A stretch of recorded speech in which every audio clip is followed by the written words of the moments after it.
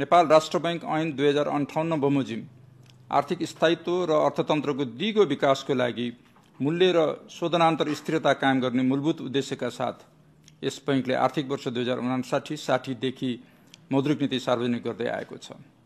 यस श्रृङ्खलामा आर्थिक वर्ष 2082-83 को मौद्रिक नीति 24औं रहेको छ। आर्थिक वर्ष 2082-83 को मौद्रिक नीतिमा अघिल्लो आर्थिक वर्षको मौद्रिक नीतिको समीक्षा, आर्थिक तथा वित्तीय स्थिति एवं परिदृश्यको विश्लेषण, नीतिगत व्यवस्था र प्रमुख कार्यक्रमहरू समावेश गरिएको छ।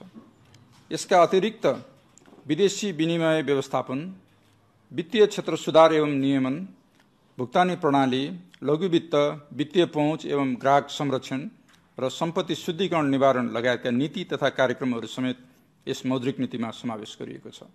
Hardik IVF and Fertility Center, where miracles come to life. विश्वको आर्थिक वृद्धि दरमा क्रमिक सुधार देखिए तापनि पछिल्लो समय भू राजनीतिक तनाव र कतिपय मुलुकको कठोर व्यापार नीतिको कारण अनिश्चितता बढेको छ। तथापि विश्व मुद्रास्फीतिमा क्रमिक सुधार आई कोभिड पूर्वको स्थितिमा पुग्न लागेको अन्तर्राष्ट्रिय मुद्रा कोषको विश्लेषण रहेको छ। सन् 2024 मा 3.3% विस्तार भएको विश्व अर्थतन्त्र सन् 2025 मा 2.8% मात्र बढ्ने प्रक्षेपण रहेको छ। विगत 3 वर्षदेखि विश्व मुद्रास्फीति घट्दै गएको छ। सन् 2024 मा 5.7% रहेको विश्वको उपभोक्ता मुद्रास्फीति सन् 2025 मा 4.3% रहने कोषको प्रक्षेपण रहेको छ। आर्थिक वृद्धि दर र मुद्रास्फीति दुवै न्यून रहेका विश्वका अधिकांश मुलुकहरूका केन्द्रीय बैंकहरूले आर्थिक विस्तारलाई सहयोग गर्न लचिलो मौद्रिक नीति अवलम्बन गर्न थालेका छन्। अर्थतन्त्र क्रमशः लयमा फर्कन थालेको छ। मुद्रास्फीति वाञ्छित सीमाभित्र रहेको छ। विप्रेषण आप्रवाह, विदेशी पर्यटक आगमन र निर्यातको बढोत्तरीले विदेशी विनिमय सञ्चिति बढेको छ। विगत 2 वर्षदेखि सङ्कुचनमा रहेका आर्थिक क्षेत्रहरू समेत विस्तार भए आर्थिक वृद्धि दर अघिल्लो वर्षको तुलनामा सुधार भएको छ। बैंकिङ क्षेत्रमा तरलता पर्याप्त रहेको कारण निक्षेप र कर्जाको भारित औसत ब्याज दरहरू घट्दो क्रममा रहेका छन्। औसत मुद्रास्फीतिभन्दा निक्षेपको औसत ब्याज दर उच्च रहेको छ। बढ्दो तरलता र घट्दो ब्याज दरको लाभ अर्थतन्त्रले लिन सक्ने स्थितिमा रहेको छ। वित्तीय क्षेत्रमा स्थायित्व कायम रहेको छ। तथापि बैंक तथा वित्तीय संस्थाहरूको निष्क्रिय कर्जा अनुपात तथा गैर बैंकिङ सम्पत्ति र कालो सूचीमा पर्नेहरूको संख्या बढ्दै गएकोले सजग रहनुपर्ने स्थिति छ। वित्तीय सेवामा नागरिकको गुणस्तरीय पहुँच अभिवृद्धि गर्न, साधनलाई पुँजी निर्माणमा प्रोत्साहित गर्न र वित्तीय प्रणाली स्वस्थ र सबल बनाउन नीतिगत, संरचनात्मक र कार्यगत सुधार आवश्यक देखिएको छ। यसका लागि तथ्य र संवादमा आधारित नीति निर्माण, अन्तर्राष्ट्रिय असल अभ्यास अनुरूपको विवेकशील नियमन, प्रभावकारी सुपरिवेक्षण र ग्राहक मैत्री बैंकिङ प्रणालीको विकासमा जोड दिनु आवश्यक छ। त्यसैगरी बैंक तथा वित्तीय संस्थाहरूबाट प्रभाव हुने सेवालाई क्रमिक रूपमा विशिष्टीकृत गर्दै बैंक तथा वित्तीय संस्थाहरूको वर्गीकरण र कार्यदायरामा पुनरावलोकन गर्न आवश्यक देखिएको छ। उपर्युक्त पृष्ठभूमिमा मौद्रिक नीति तर्जुमा गर्दा अन्तर्राष्ट्रिय, राष्ट्रिय आर्थिक तथा वित्तीय स्थिति एवं परिदृश्य र यस बैंकको चौथो रणनीतिक योजनालाई आधार बनाइएको छ। नेपाल सरकारको आर्थिक वर्ष 2082-83 को बजेट र 16औं योजनालाई समेत ध्यानमा राखिएको छ। त्यसैगरी नेपाल सरकारले गठन गरेको उच्च स्तरीय आर्थिक सुधार सुझाव आयोगको प्रतिवेदन, मौद्रिक नीति सुझाव समिति, बैंकिङ क्षेत्र सुधार सुझाव कार्यदल र सरोकारवालाहरूबाट प्राप्त राय सुझाव समेतलाई मध्यनजर गरी आर्थिक वर्ष 2082-83 को मौद्रिक नीति तर्जुमा गरिएको छ। आर्थिक वर्ष 2081-82 को मौद्रिक नीतिको कार्यान्वयन स्थिति। आर्थिक वर्ष 2081-82 को पहिलो 11 महिनासम्मको देशको वर्तमान आर्थिक तथा वित्तीय स्थिति प्रकाशन भइसकेको छ। प्रमुख परिसूचकहरू मात्र उल्लेख गर्न चाहन्छु। आर्थिक वर्ष 2081-82 को पहिलो 11 महिनासम्म मुद्रास्फीतिको लक्ष्य 5% को हाराहारीमा राख्ने रहेकोमा 4.24% रहेको छ। मौद्रिक नीतिले कम्तीमा 7 महिनाको वस्तु तथा सेवा आयात धान्न पर्याप्त हुने गरी विदेशी विनिमय सञ्चिति कायम राख्ने लक्ष्य लिएकोमा 2082 जेठ मसान्तमा कायम रहेको सञ्चिति 14.7 महिनाको वस्तु तथा सेवा आयात धान्न पर्याप्त रहेको छ। 2082 जेठ मसान्तसम्ममा भारित औसत अन्तर्ब्याङ्क दर 3% कायम रहेको छ। बैंक तथा वित्तीय संस्थाहरूको भारित औसत अन्तर्ब्याङ्क दर 2082 जेठसम्ममा औसत 2.99% कायम भएको छ। त्यसैगरी ट्रेजरी बिल्सको भारित औसत ब्याज दर त्यसैको हाराहारीमा रहेको छ। बैंक तथा वित्तीय संस्थाको अल्पकालीन ब्याज दरहरू क्रमशः घटिरहेका छन्। 2082 जेठमा वाणिज्य बैंकको औसत निक्षेप ब्याज दरहरू 4.29% रहेको छ। अन्य बैंकहरूको पनि सोही अनुरूप रहेको छ। त्यसैगरी 2082 जेठमा वाणिज्य बैंकहरूको कर्जाको भारित औसत ब्याज दर 7.99% रहेको छ। निक्षेपको वास्तविक ब्याज दर धनात्मक रहेको छ। आर्थिक वर्ष 2082-83 को मौद्रिक नीतिको कार्यदिशा, संरचना र मौद्रिक उपायको बारेमा अब म के भन्न चाहन्छु। कार्यदिशाको आधार वित्तीय प्रणालीमा अधिक तरलता कायम भई कर्जाको ब्याज दर घट्दै गएको पृष्ठभूमिमा समग्र मागमा सुधार हुँदै आएको छ। आर्थिक वर्ष 2081-82 मा मुद्रास्फीति 5.0% को हाराहारी कायम गर्ने उल्लेख भएकोमा 11 महिनासम्मको औसत मुद्रास्फीति 4.24% रहेको छ। त्यसैगरी न्यूनतम 7 महिनाको वस्तु तथा सेवा आयात धान्न पर्याप्त हुने गरी विदेशी विनिमय सञ्चिति कायम गर्ने मौद्रिक नीतिको लक्ष्य रहेकोमा 2082 जेठमा कायम सञ्चिति 14.7 महिनाको वस्तु तथा सेवाको आयात धान्न पर्याप्त रहेको छ। यस बैंकले प्रक्षेपित र अपेक्षित मुद्रास्फीतिको अन्तर तथा विदेशी विनिमय सञ्चितिको आधारमा नीतिगत दर सम्बन्धी निर्णय लिँदै आएको छ। उपयुक्त सहज परिस्थितिमा समग्र माग अभिवृद्धि गर्न मौद्रिक नीतिको कार्यदिशा केही लचिलो बनाउन आवश्यक देखिएको छ। यसका साथै निक्षेपको वास्तविक ब्याज दर नकारात्मक हुन नदिनेतर्फ समेत ध्यान दिइएको छ। कोभिड महामारी पश्चात कुल गारस्थ उत्पादनमा कुल स्थिर पुँजी निर्माणको हिस्सा घट्दै गएको छ भने कुल स्थिर पुँजीमा निजी क्षेत्रको पुँजी निर्माणको अंश समेत न्यून हुँदै गएको छ। वित्तीय मध्यस्थता लागत र कर्जाको ब्याज दर न्यून हुँदा पनि पुँजी निर्माणमा अपेक्षित सुधार आउन नसकेको हुँदा अर्थतन्त्रका सबल अग्रपृष्ठ सम्बन्ध भएका एवं उत्पादन र पुँजी निर्माणमा प्रत्यक्ष योगदान गर्ने क्षेत्रतर्फ वित्तीय साधन परिचालनमा ध्यान दिनुपर्ने भएको छ। पर्याप्त तरलता र न्यून ब्याज दरका बावजुद कर्जा प्रवाह अपेक्षित रूपमा बढ्न नसकेकोले विवेकशील नियमन लगायतका नियामकीय व्यवस्थाहरूसँगको तादात्म्यता सहितको आर्थिक तथा मौद्रिक नीतिगत सुधारमा जोड दिनुपर्ने भएको छ। ब्याज दरहरू करिडोरको सीमाभित्र कायम राख्न ब्याज दर सम्बन्धी नीतिगत सुधारमा ध्यान दिनुपर्ने भएको छ। मौद्रिक नीतिको कार्यदिशा यस प्रकारको छ। सहज मुद्रास्फीति, सुविधाजनक विदेशी विनिमय सञ्चितिको स्थिति र परिदृश्यलाई मध्यनजर गर्दै अर्थतन्त्रलाई गतिशील बनाउन मौद्रिक नीतिको कार्यदिशा सजगतापूर्वक लचिलो बनाइएको छ। यसबाट निजी क्षेत्रको पुँजी निर्माण र सरकारको आन्तरिक ऋण परिचालनको लागतमा समेत कमी आई आर्थिक गतिविधि अभिवृद्धि सहज हुने अपेक्षा गरिएको छ। विगत वित्तीय स्थायित्व कायम गर्दै कर्जाको पहुँच र गुणस्तर अभिवृद्धि तथा कर्जा अधिकेन्द्रीकरण कम गर्न मौद्रिक उपाय र विवेकशील नियमन लगायतका नियामकीय व्यवस्थाहरूमा तादात्म्यता कायम गरिएको छ। खुला बजार कारोबार एवं ब्याज दर करिडोरलाई थप सुदृढ बनाई मौद्रिक प्रसार संयन्त्रलाई प्रभावकारी बनाइएको छ।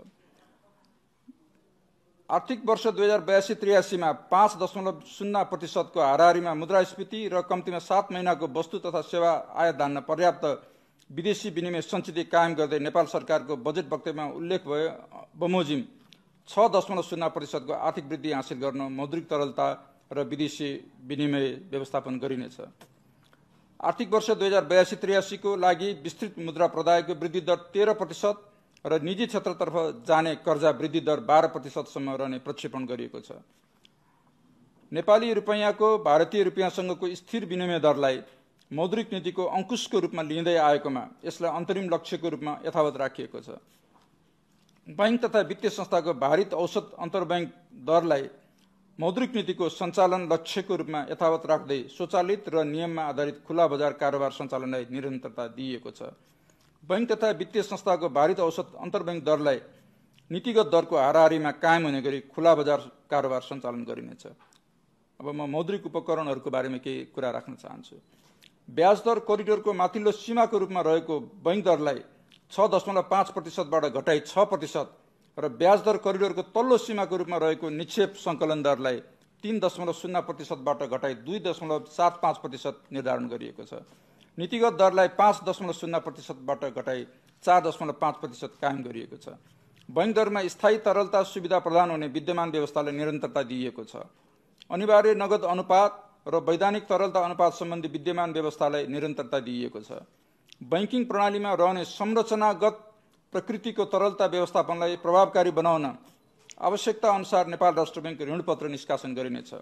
बैंक तथा वित्तीय संस्थाहरूबीच गरिने अन्तर्ब्याङ्क कारोबारलाई थप व्यवस्थित र पारदर्शी बनाई यथार्थ समयको कारोबार यस बैंकले प्रत्यक्ष अनुगमन गर्न सकिने गरी प्रणालीगत सुधार गरिनेछ।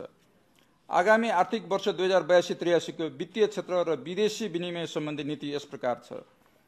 अर्थतन्त्र क्रमिक रूपमा लयमा फर्कन थाले पनि बैंक तथा वित्तीय संस्थामा निष्क्रिय कर्जा र गैर बैंकिङ सम्पत्ति बढेको छ। यसबाट पुँजीकोषमा दबाव पर्न गई कर्जा लगानी क्षमता समेत प्रभावित भएको छ। ऋणीहरू कालो सूचीमा पर्ने क्रम बढ्दै गएको छ। तसर्थ बैंक तथा वित्तीय संस्थाको कर्जा लगानी क्षमता बढाउने, कर्जा व्यवस्थापनलाई सहज बनाउने र पुँजीकोष सुदृढ बनाई वित्तीय स्थायित्व कायम गर्ने कार्य प्राथमिकतामा रहेको छ। साथै सम्पत्ति व्यवस्थापन कम्पनी स्थापनामा प्राथमिकता दिई बैंक तथा वित्तीय संस्थाहरूको निष्क्रिय कर्जा र गैर बैंकिङ सम्पत्ति व्यवस्थापनमा ध्यान दिनु आवश्यक छ। बैंकिङ प्रणालीमा रहेको अधिक तरलता र न्यून ब्याज दरबाट अर्थतन्त्रले लाभ लिन सक्ने अवस्था छ। यसको लागि बैंक तथा वित्तीय संस्थाहरूले कर्जा प्रवाह गर्दा स्वनियमनमा रही ऋणीको परियोजना, ज्ञान, सिप र क्षमताको विश्लेषणलाई उच्च प्राथमिकता दिनु आवश्यक छ। वित्तीय स्थायित्वको लागि अन्तर्राष्ट्रिय मापदण्डमा आधारित नियमनका व्यवस्थालाई लागू गर्दै क्रमशः अतिरिक्त नियमनहरू खुकुलो बनाउने र जोखिममा आधारित अनुगमन सुपरिवेक्षणलाई उच्च प्राथमिकतामा राखी कर्जा सम्बन्धी निर्णयमा बैंक तथा वित्तीय संस्थालाई थप जिम्मेवार बनाउनु आवश्यक छ। प्रविधिको तीव्र विकास र उपयोगसँगै वित्तीय प्रणाली नयाँ चरणमा प्रवेश गरेको छ। आधुनिक प्रविधिको विकासलाई आत्मसात गर्दै वित्तीय क्षेत्रमा नयाँ सिप, क्षमता र अवसरको सदुपयोग गर्नुपर्ने हुन्छ। यसका लागि संस्थागत विविधता कायम गरी वित्तीय साधन पहुँचयोग्य र प्रतिस्पर्धी बनाउन बैंक तथा वित्तीय संस्थाहरूलाई विशिष्टीकृत सेवा प्रदान गर्न प्रोत्साहन गर्न आवश्यक छ। आर्थिक वर्ष 2082-83 को मौद्रिक नीतिको कार्यदिशासँग सामञ्जस्य हुने गरी विवेकशील नियमन एवं नियामकीय विदेशी विनिमय व्यवस्थापन, भुक्तानी प्रणाली र सम्पत्ति शुद्धिकरणसँग सम्बन्धित नीतिगत व्यवस्थाहरू यस प्रकार गरिएको छ। नियमन तथा सुपरिवेक्षण। दोस्रो, वित्तीय क्षेत्र रणनीति नेपाल सरकारबाट स्वीकृत भए पश्चात कार्यान्वयनमा ल्याइनेछ। निजी आवश्यक घर निर्माण गर्न वा खरिद गर्न प्रवाह गर्ने कर्जाको सीमा रु 2 करोडबाट बढाई रु 3 करोड कायम गरिनेछ। पहिलो घर निर्माण वा खरिद गर्दा यस्तो कर्जा प्रवाहको लागि कर्जा मूल्य अनुपात बढीमा 80% सम्म र अन्यको हकमा बढीमा 70% सम्म कायम गर्न सक्ने व्यवस्था मिलाइनेछ। चालू पुँजी कर्जा सम्बन्धी मार्गदर्शनलाई कृषि, साना तथा घरेलु उद्योग, शिक्षा, स्वास्थ्य, खेलकुद, सञ्चार र मिडिया हाउस लगायतको व्यवसायको प्रकृति र कर्जा भुक्तानी आम्दानी चक्रको आधारमा आवश्यकता अनुसार परिमार्जन गरिनेछ। विद्यमान कर्जाको वर्गीकरण तथा कर्जा नोक्सानी व्यवस्था अध्ययन गरी पुनरावलोकन गरिनेछ। आवश्यकता अनुसार पुनरावलोकन गरिनेछ। कृषि तथा लघु, घरेलु, साना र मझौला व्यवसायमा कर्जा सहजीकरण गरी न्यून र मध्यम आय भएका घर परिवारको जीवनस्तर सुधारमा सहयोग पुर्याउने उद्देश्यले देहाय बमोजिमको व्यवस्था गरिनेछ।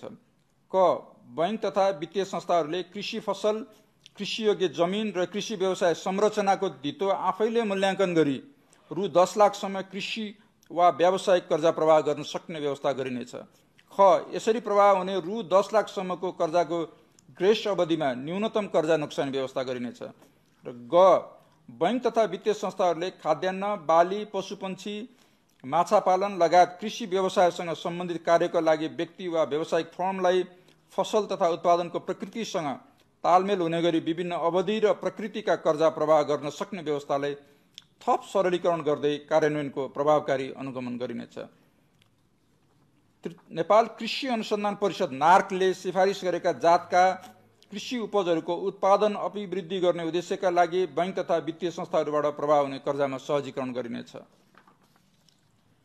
हुलाकी राजमार्ग तथा मध्य पहाडी लोकमार्ग आसपासका क्षेत्रमा खाद्य प्रविधि तथा गुण नियन्त्रण विभागबाट खाद्य स्वच्छता स्तरीकरण लोगो संकेत लिएका होटल तथा रेस्टुरेन्ट र राजमार्ग लोकमार्गको मुख्य बजार आसपासका उद्योग व्यवसायहरूलाई प्रवर्धन गर्न उक्त क्षेत्रका उद्योग व्यवसायहरूलाई प्रभाव हुने कर्जामा देहाय बमोजिमको व्यवस्थाहरू गरिनेछ। क, रु 3 करोडसम्म प्रभाव भएको कर्जालाई साना तथा मझौला उद्यममा प्रभाव भएको कर्जामा समावेश गरी तोकिएको क्षेत्रमा प्रभाव हुने कर्जामा गणना गर्ने व्यवस्था मिलाइनेछ। ख, यस्तो कर्जामा आधार दरमा बढीमा 2% बिन्दुसम्म मात्र प्रिमियम थप गरी कर्जा प्रवाह हुने व्यवस्था मिलाइनेछ।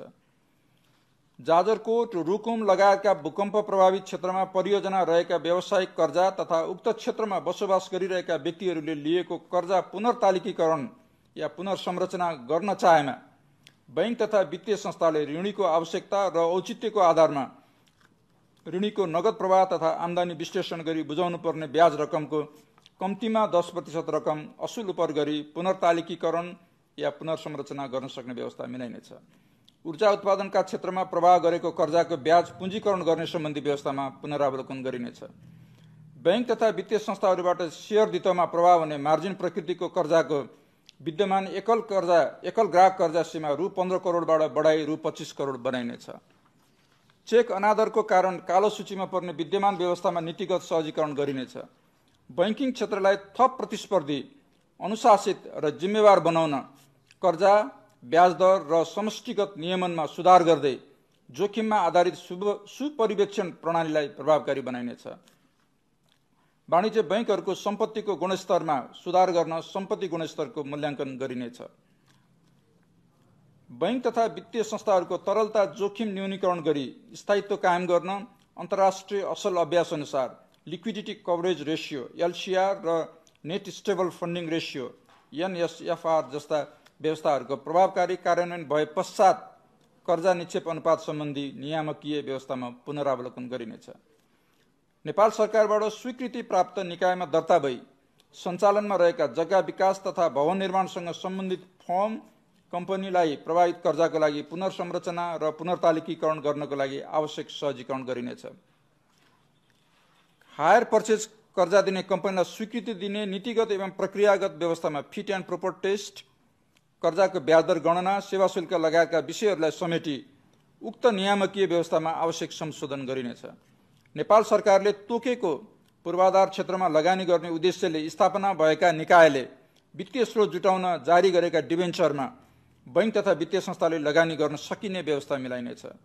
यस बैंकबाट इजाजत प्राप्त ख वर्गका विकास बैंक र ग वर्गका वित्त कम्पनीहरूमा विगत लामो समयदेखि बासेल 2 र 3 अनुसारका न्यूनतम पुँजी, पर्याप्तता अनुपात लगायत विभिन्न नियामकीय मापदण्डहरू कार्यान्वयनमा रहेको सन्दर्भमा ग वर्गका राष्ट्रिय स्तरका वित्त कम्पनीहरूले प्राथमिक पुँजीको 15 गुणासम्म निक्षेप परिचालन गर्न सक्ने सीमा हटाइनेछ। बैंक तथा वित्तीय संस्थाले गैर बैंकिङ सम्पत्ति सकार गरेको 2 वर्षसम्म उक्त सम्पत्ति बापत सिर्जना भएको रेगुलेटरी रिजर्भको रकमलाई पूरक पुँजीमा गणना गर्न सक्ने व्यवस्था गरिनेछ। बैंक तथा वित्तीय संस्थाहरूको पुँजी वृद्धिमा सहजीकरण गर्ने उद्देश्यले यस बैंकको स्वीकृतिमा आवश्यकता अनुसार पुँजी बढाउन सक्ने व्यवस्था गरिनेछ। सहुलियतपूर्ण कर्जाको प्रभावकारी कार्यान्वयनमा सहजीकरण गरिनेछ।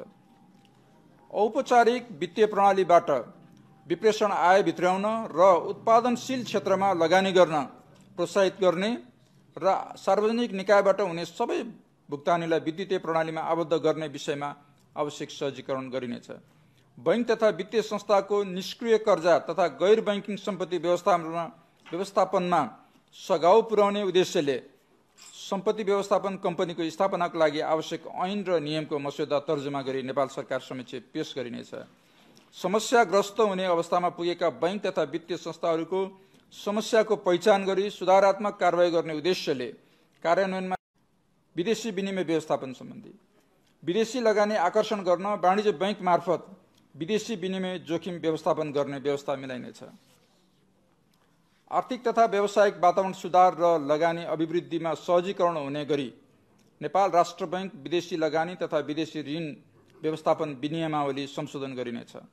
बैंक तथा वित्तीय संस्थाहरूले गर्ने नन डेलिभरेबल फरवर्डमा कायम प्राथमिक पुँजीको 20% को सीमालाई वृद्धि गरी 25% गरिनेछ। भारत बाहेक अन्य मुलुकहरूको भ्रमणमा जाने नेपाली नागरिकहरूलाई हाल प्रतिपटक अमेरिकी डलर 2500 सम्म सटै सुविधा उपलब्ध गराउने व्यवस्था रहेकोमा वृद्धि गरी अमेरिकी डलर 3000 कायम गरिनेछ। बंगलादेश र श्रीलङ्का लगायत विदेशी मुद्राको कारोबार बढ्दै गएको मुलुकहरूका मुद्रालाई परिवर्त्य विदेशी मुद्राको सूचीमा थप गर्दै लगिनेछ।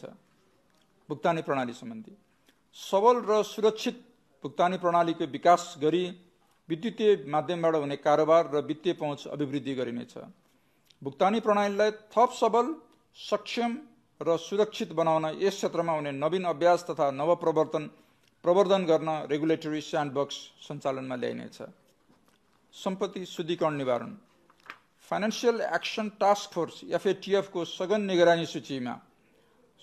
निगरानी सूचीबाट मुक्त हुन नेपाललाई प्राप्त कार्ययोजना बमोजिमका कार्य सम्पन्न गर्न सम्बद्ध निकायहरूबीच प्रभावकारी समन्वय गरिनेछ।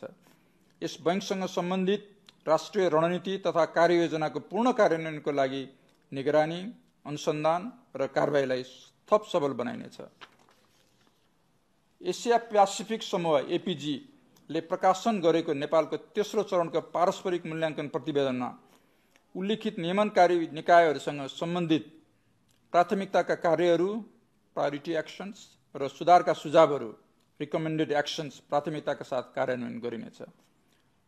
वित्तीय जानकारी इकाइबाट सम्बन्धित निकायमा सम्प्रेषण गर्ने फाइनेन्शियल इन्टेलिजेन्सलाई स्वचालित बनाई अनुसन्धान कार्यको प्रभावकारिता अभिवृद्धिमा सहजीकरण गरिनेछ। वित्तीय समावेशता र ग्राहक हित संरक्षण। बैंक तथा वित्तीय संस्था एवं अन्य वित्तीय सेवा प्रदायकको ग्राहक पहिचान KYC विवरण राष्ट्रिय परिचय पत्र मार्फत प्राप्त गर्न सहजीकरण गरिनेछ। ग्राहकले कुनै एक बैंकमा विवरण अद्यावधिक गरे पश्चात आवश्यक पर्ने निकायले विद्युतीय माध्यमबाट प्राप्त गर्न सक्ने पूर्वाधारको विकासको लागि समेत सहजीकरण गरिनेछ। ग्रामीण क्षेत्रमा ऋणीहरूसँग निरन्तर संवादमा रहने उद्देश्यले ऋणीसँग नेपाल राष्ट्र बैंक कार्यक्रम सञ्चालन गरिनेछ। बैंक तथा वित्तीय संस्थाले विद्यमान कानुनी प्रक्रिया अन्तर्गत रही आफ्नो कर्जा नियमित गर्दा तथा असुली लगायतका कार्य गर्दा देखिएका अवांछित गतिविधिबाट सिर्जित जोखिम निरूपणको लागि नेपाल सरकारका सम्बन्धित निकायसँग आवश्यक समन्वय गरिनेछ। अन्त्यमा यस मौद्रिक नीतिको कार्यान्वयनबाट मूल्य तथा बाह्य क्षेत्र स्थिरता र वित्तीय स्थायित्व कायम भई समष्टिगत आर्थिक स्थायित्व प्रवर्धन हुने, वित्तीय मध्यस्थता प्रभावकारी हुने, वित्तीय समावेशीकरण बढ्ने, भुक्तानी प्रणाली थप आधुनिक, सुरक्षित र भरपर्दो हुने तथा नेपाल सरकारले लिएको आर्थिक लक्ष्य हासिल गर्न सहयोग पुग्ने अपेक्षा गरिएको छ। आर्थिक वर्ष 2082-83 को मौद्रिक नीतिको तर्जुमामा सहयोग पुर्याउने नेपाल सरकारका निकायहरू, उद्योग व्यवसायसँग सम्बन्धित सङ्घ संस्थाहरू, बैंक तथा वित्तीय संस्थाहरू, मौद्रिक नीति सल्लाहकार समिति, बैंकिङ क्षेत्र सुझाव कार्यदल, विद्वत वर्ग, सञ्चार माध्यम लगायत सबै सरोकारवालाहरूलाई धन्यवाद ज्ञापन गर्दछु। साथै यस मौद्रिक नीतिमा व्यवस्था गरिएका नीति तथा कार्यक्रमहरूको कार्यान्वयनमा सदाझैँ सबैको सहयोग रहने विश्वास लिएको छु। धन्यवाद। जय नेपाल।